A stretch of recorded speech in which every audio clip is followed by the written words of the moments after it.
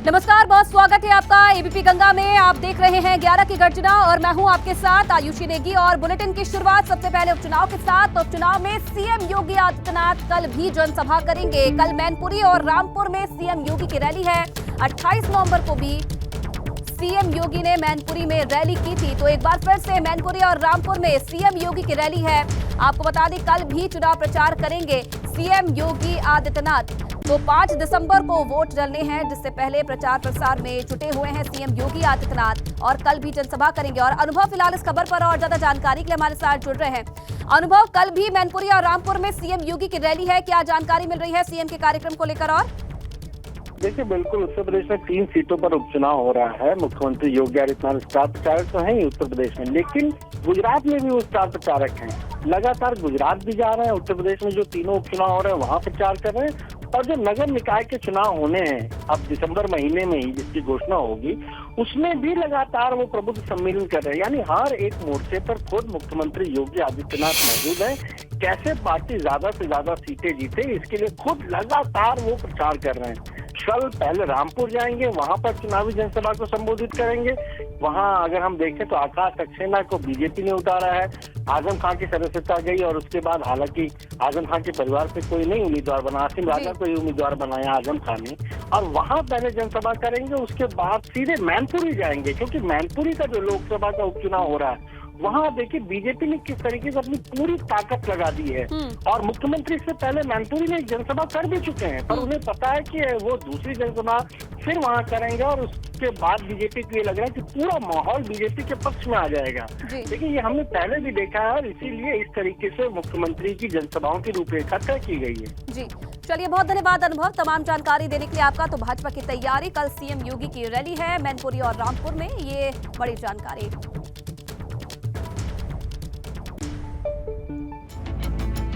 और मैनपुरी में सपा और भाजपा के दिग्गजों का प्रचार अभियान जारी है। आज शिवपाल यादव किशनी में जनसंपर्क करेंगे। केशव प्रसाद मौर्य भी आज मैनपुरी में जनसभा करेंगे।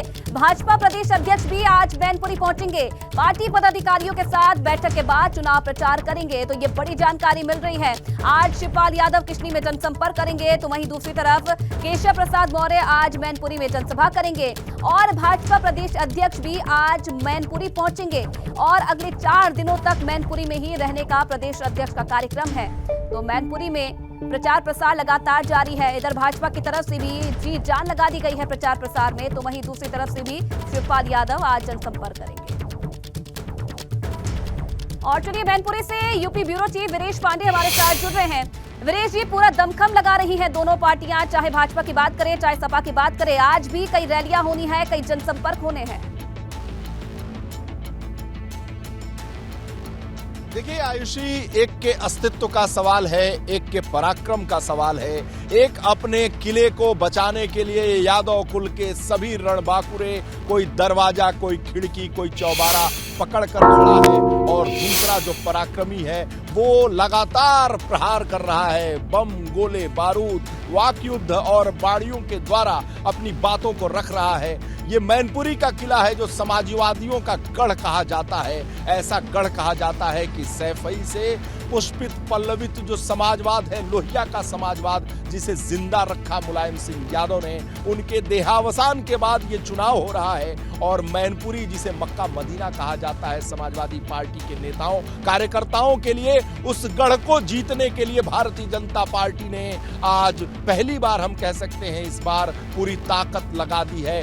गढ़ पर हमला किया जा रहा है। जिस तरीके से अमेठी के गढ़ को तोड़ दिया, गांधी परिवार के, नेहरू गांधी परिवार के गढ़ को हिला दिया, चूल्हे हिला दी, उसी तरीके से इस गढ़ को भी तोड़ने की ख्वाहिश रखती है भारतीय जनता पार्टी। स्ट्रेटजी, रणनीति बनाकर लगातार प्रहार किए जा रहे हैं। योगी आदित्यनाथ सरकार, भारतीय जनता पार्टी का पूरा जो संगठन है वो पूरी तरीके से मैनपुरी में अपने को कूच कर लिया है और हर जगह उसके कार्यकर्ता, हर जगह उनके नेता, हर जगह मंत्री, मुख्यमंत्री का भी कार्यक्रम हो चुका है, उप मुख्यमंत्री आज वहां है, प्रदेश अध्यक्ष की मौजूदगी है। तो ऐसे में भारतीय जनता पार्टी पूरी ताकत के साथ जो मैनपुरी का किला है, हम कह सकते हैं कि सबसे निर्णायक किला है, इसका दूरगामी परिणाम 2024 के मद्देनजर देखा जाएगा। 2024 में जब चुनाव होगा लोकसभा का,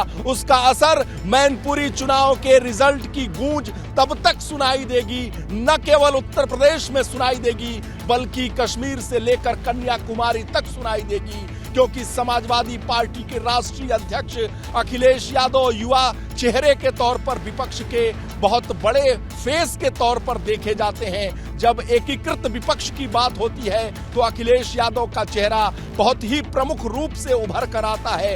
इसलिए इस बार मैनपुरी का जो रिजल्ट है, न केवल उत्तर प्रदेश के लिए बल्कि भारतीय जनता पार्टी और विपक्ष के लिए कश्मीर से लेकर कन्याकुमारी तक एक संदेश होगा, 24 के लिए एक संदेश होगा। 80 सीटों का राज्य है उत्तर प्रदेश, यहीं से प्रधानमंत्री और होगा। कौन अपनी प्रतिष्ठा बचाने में कामयाब होगा, ये तो 8 तारीख के बाद ही पता चलेगा। वीरेश जी, बहुत धन्यवाद आपका तमाम जानकारी साझा करने के लिए। और चलिए आगे बढ़ेंगे, बात करेंगे अब रामपुर की। तो उपचुनाव में आज अखिलेश यादव चुनावी प्रचार करेंगे। सपा प्रत्याशी आसिम राजा के पक्ष में प्रचार करेंगे अखिलेश यादव। अखिलेश के साथ साथ आजम खान, चंद्रशेखर आजाद भी मौजूद रहेंगे। पूर्व सांसद जयाप्रदा भी रामपुर में चुनावी प्रचार करेंगी। भाजपा प्रत्याशी आकाश सक्सेना के पक्ष में चुनावी रैली करेंगी। तो ये बड़ी जानकारी रामपुर उपचुनाव को लेकर, जहां आज अखिलेश यादव रामपुर में चुनाव प्रचार करेंगे। सपा प्रत्याशी आसिम राजा के पक्ष में चुनाव प्रचार करेंगे, वोट की अपील करेंगे। इसी के साथ साथ अखिलेश के साथ आजम खान और चंद्रशेखर आजाद भी मौजूद रहेंगे। और वहीं अगर भाजपा की बात करें तो भाजपा की तरफ से पूर्व सांसद जयाप्रदा भी रामपुर में चुनावी प्रचार करेंगी और आकाश सक्सेना के पक्ष में रैली करेंगी। तो मैनपुरी के साथ साथ रामपुर में 5 दिसंबर को मतदान होने हैं और इसके लिए पूरी ताकत झोंक दी है समाजवादी पार्टी ने।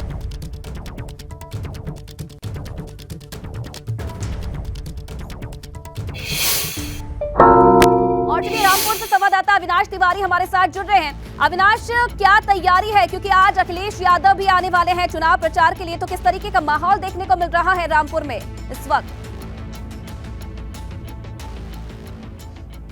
जी देखिए, तैयारियां पूरी तरीके से है यहाँ पे और माहौल भी पूरी तरीके से है, क्योंकि अगर बात करें तो आज जहाँ अखिलेश यादव आ रहे हैं तो कल मुख्यमंत्री योगी आदित्यनाथ भी यहाँ पे प्रचार के लिए आएंगे। और जिस तरीके से लोकसभा सीट की अगर बात करें तो रामपुर और आजमगढ़ बीजेपी ने जीता था उपचुनाव में, तो ऐसे में बीजेपी की कोशिश है कि मैनपुरी और इसके साथ साथ रामपुर में जो विधानसभा की सीट है इसको भी जीत के एक बड़ा संदेश दिया जाए। घनश्याम लोधी हमारे साथ बातचीत के लिए मौजूद है, क्योंकि बीजेपी हर बार यही उदाहरण देती है कि जब रामपुर का लोकसभा सीट हम जीत सकते हैं तो विधानसभा क्यों नहीं। घनश्याम जी, आप बताइए किस तरीके से आप लोग की तैयारियां हैं, किस तरीके से आप लोग यहाँ पे किलेबंदी कर रहे हैं कि जिससे कि पहली बार रामपुर की विधानसभा सीट जीत सके?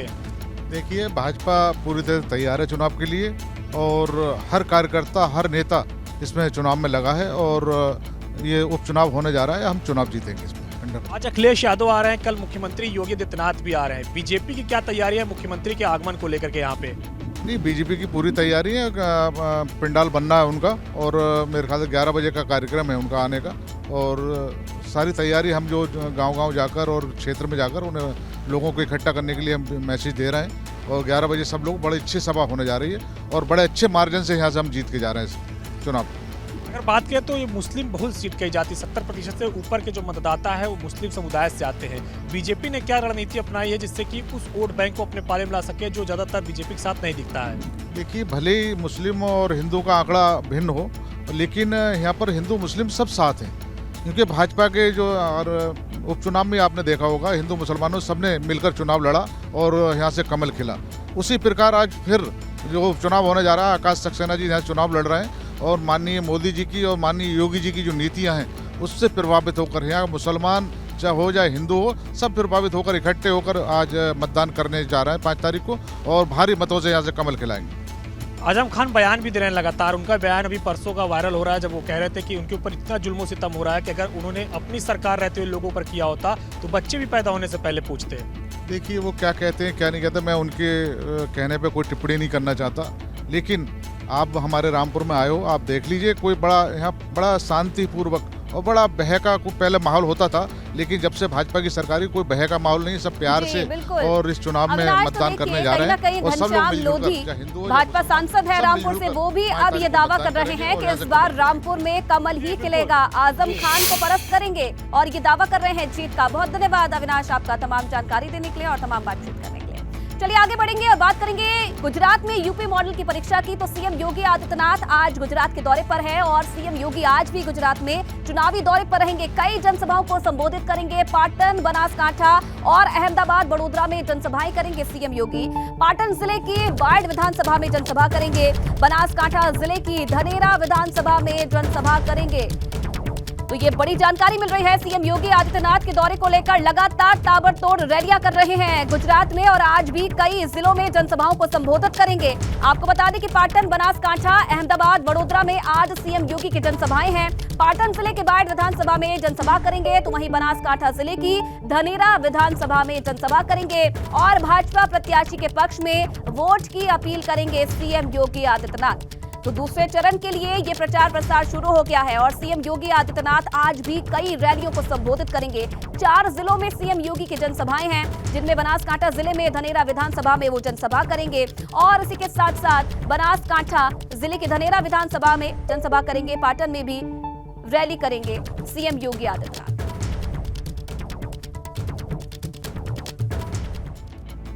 तो जीत के लिए योगी की हुंकार क्या है, ग्राफिक्स के जरिए समझिए। सीएम योगी की गुजरात में 4 रैलियां हैं। दूसरे चरण के लिए योगी की जनसभाएं हैं। पाटन और बनासकांठा में आज रैली करेंगे, जनसभा को संबोधित करेंगे और इसी के साथ साथ अहमदाबाद, बड़ोदरा में भी सीएम योगी आदित्यनाथ की जनसभाएं हैं। योगी के पाटन के बाइड में पहली रैली है। पहली रैली पाटन में है, जहां भीकीबेन गिरवंत सिंह के समर्थन में वो रैली करेंगे, वोट की अपील करेंगे। और दूसरी रैली बनासकांठा के धानेरा में है, जहां भगवान जी भाई चौधरी के समर्थन में प्रचार करेंगे, वोट की अपील करेंगे। तीसरी रैली अहमदाबाद के धनुका में है, जहां कालू भाई डाभी के समर्थन में वो रैली करेंगे। और चौथी और आखिरी रैली बड़ोदरा के वाघोडिया में है, अश्विनी भाई नटवर भाई पटेल के समर्थन में करेंगे यहां पर प्रचार। तो गुजरात में सीएम योगी का ये छठा दौरा है और अब तक अगर बात की जाए तो 17 रैलियां सीएम योगी आदित्यनाथ कर चुके हैं। स्टार प्रचारक हैं भाजपा के और इसलिए ताबड़तोड़ रैली कर रहे हैं। दूसरे चरण के लिए आज से जो प्रचार प्रसार है वो शुरू हो गया है और सीएम योगी आदित्यनाथ आज पहले ही दिन 4 चुनावी जनसभाओं को संबोधित करेंगे, जिसमें कई बड़े जो जिले हैं शामिल हैं और यहां पर भाजपा प्रत्याशियों के लिए वोट की अपील करेंगे सीएम योगी आदित्यनाथ। तो 4 जनसभाएं होनी है, जिसमें पाटन और बनासकांठा में रैलियां करेंगे। सबसे पहले पाटन जाएंगे, वहां उसके बाद बनासकांठा जाएंगे और अहमदाबाद और बड़ोदरा में भी जनसभाओं को संबोधित करेंगे सीएम योगी आदित्यनाथ। और इधर बरेली में मुस्लिम समुदाय की 2 लड़कियों ने हिंदू धर्म अपनाकर हिंदू लड़कों से शादी की है। पूरे हिंदू रीति रिवाज के साथ दोनों की शादी हुई। पहला मामला सुभाष नगर थाना क्षेत्र के मणिनाथ का है, जहां भोजीपुरा की रहने वाली शहनाज को अजय नाम के लड़के से प्यार हो गया, लेकिन अजय से शादी में काफी अड़चने आ रही थी और ऐसे में शहनाज ने पहले हिंदू धर्म अपनाया और उसके बाद अजय से शादी कर ली। अब शहनाज का नाम सुमन देवी हो गया है। वहीं बहेड़ी की रहने वाली इरम जैदी ने भी हिंदू धर्म अपनाकर आदेश नाम के युवक से शादी कर ली। आदेश की शादी के बाद इरम ने अपना नाम स्वाति रख लिया है। बरेली के मणिनाथ स्थित अगस्त मुनि आश्रम में मुस्लिम समुदाय की दोनों लड़कियों का विवाह संपन्न हुआ है। शादी से पहले दोनों लड़कियों का शुद्धिकरण करके धर्म परिवर्तन कराया गया और जिसके बाद दोनों ने पूरे विधि विधान और वैदिक मंत्रोच्चार के साथ हिंदू लड़कों से शादी की है। शादी के बाद दोनों लड़कियों ने कहा कि अपनी मर्जी से उन्होंने ये शादी की है।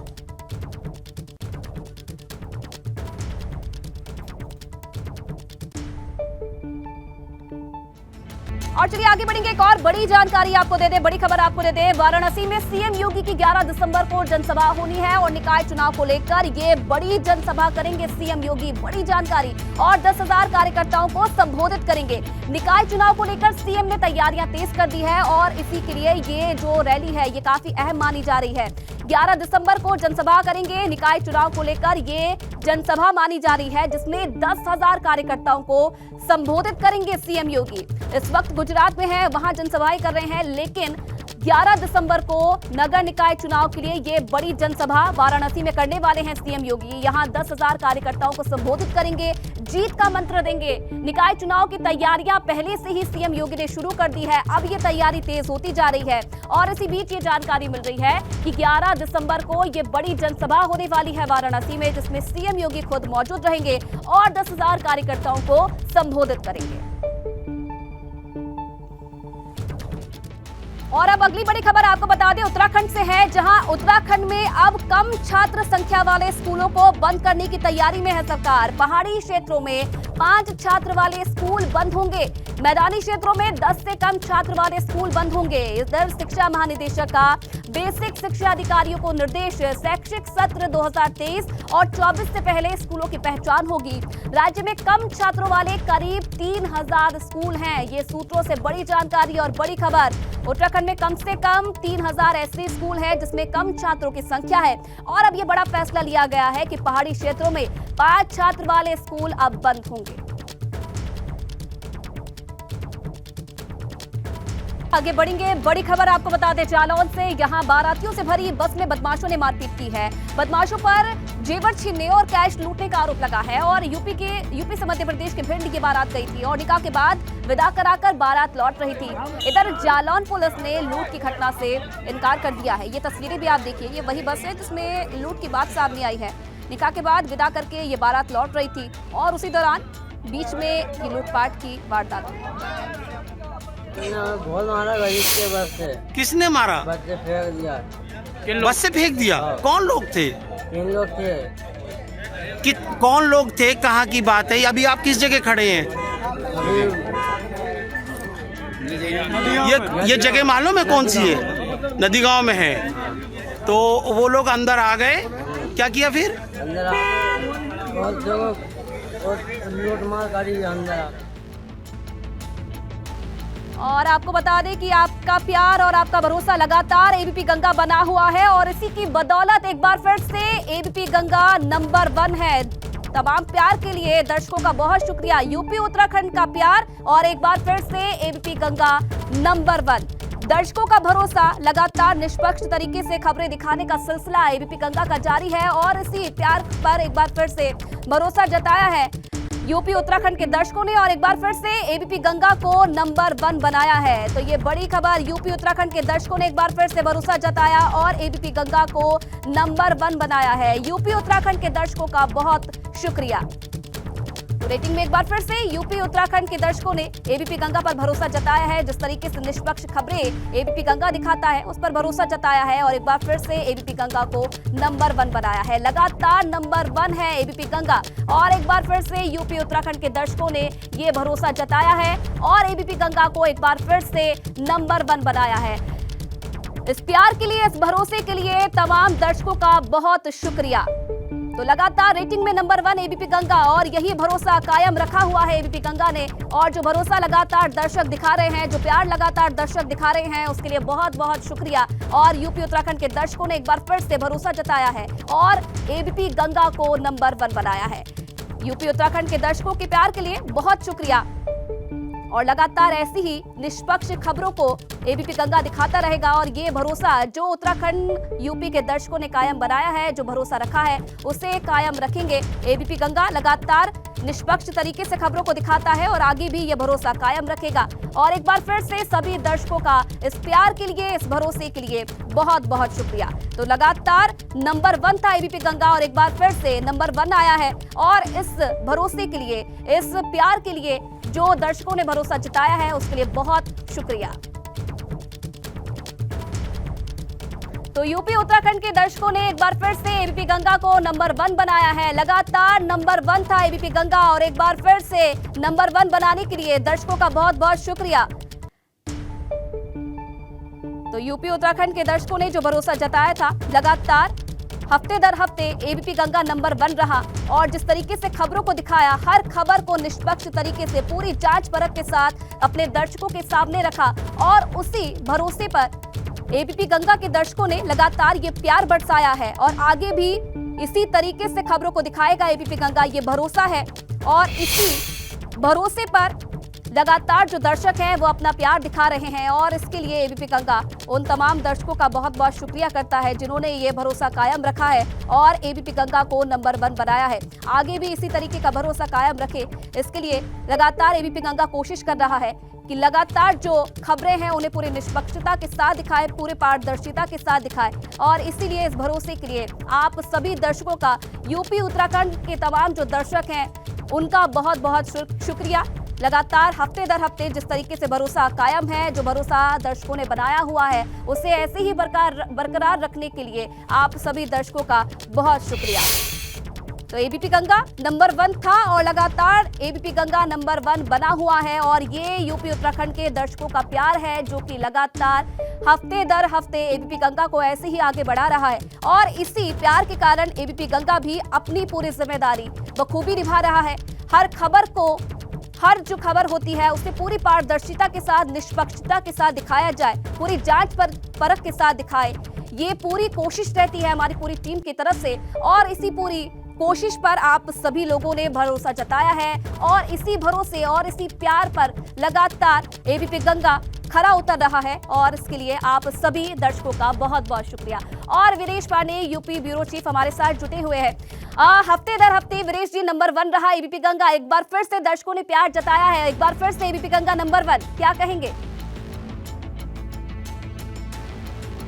देखिए, निश्चित रूप से दर्शकों का ये प्यार है और हमारे संपादक रोहित सावल का जो नेतृत्व है और जिस दिशा में वो काम करते हैं, जनता के मनोभाव को रखकर चैनल चलाने का काम करते हैं। उनका निर्देशन ये रहता है कि जनता सर्वोपरि है, चैनल सर्वोपरि है, अपने जो राग द्वेष है उससे परे हटकर जनता के लिए काम करते हैं। जनता को जो बेहतर लगता है, जनता को जो समझ में आता है, उसे हम समझाने और दिखाने का बिना दबाव में काम करते हैं। एबीपी गंगा एक ऐसा चैनल हो गया है कि दर्शक इस बात को मानते हैं। हम लोग जब फील्ड में जाते हैं तो वो उनकी जो सराहना होती है, जो उनका एक तरीके से अभिवादन होता है, उससे लगता है कि चैनल जड़ों तक पहुंच गया है, जमीन तक पहुंच गया है, गरीब और किसानों तक पहुंच गया है। इसलिए हम अगर बात करते हैं तो हम की बात करते हैं, उसमें समग्रता की बात करते हैं।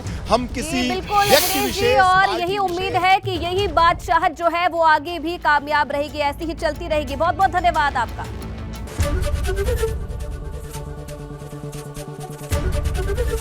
एबीपी गंगा, खबर आपकी, जुबान आपकी।